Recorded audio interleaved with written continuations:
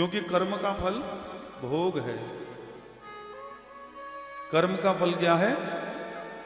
भोग। चाहे जो भी कर्म करो,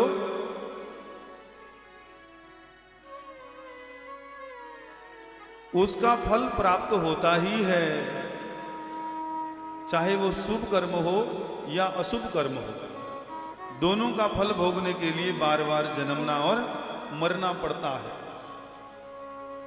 इसलिए यदि जन्म मरण के बंधन से कोई मुक्ति प्राप्त करना चाहे, भगवान के उस परम पद को प्राप्त करना चाहे, शांति चाहे, हृदय में शांति चाहे, तो केवल नारायण की भक्ति प्रारंभ कर दे। और भक्ति का ऐसा अक्षय फल है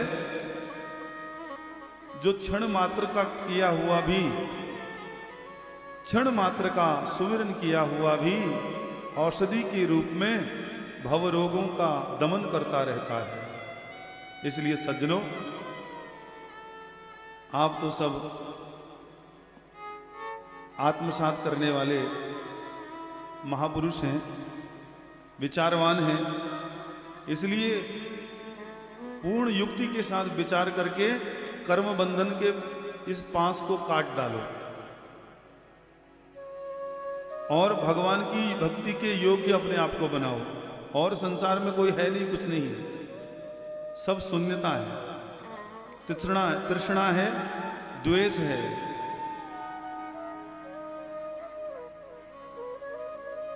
यदि प्रेम है मन में तो हर जगह हर तरफ कृष्ण है, राम है। यदि प्रेम नहीं है तो बेकार ही बेकार है, असार ही असार है, संसार ही संसार है। प्रेम के बिना तो केवल खाली संसार है। संसार के अंदर जो सार है वो बिना प्रेम के प्राप्त नहीं होगा। इसलिए जब ब्राह्मण कुल में जन्म मिला, उच्च कुल में जन्म मिला, तो कर्मयोग संन्यास के द्वारा पूर्ण वृत्ति से अपना मन भगवान में लगा करके सायुज्य मुक्ति को प्राप्त किया। जड़ भरत जी ने भगवान का परम धाम प्राप्त हो गया। इसलिए हर जगह हर तरफ कृष्ण है, राम है। जिन्हें ढूंढना है, जिन्हें प्राप्त करने का अमल है, वो प्राप्त कर सकता है।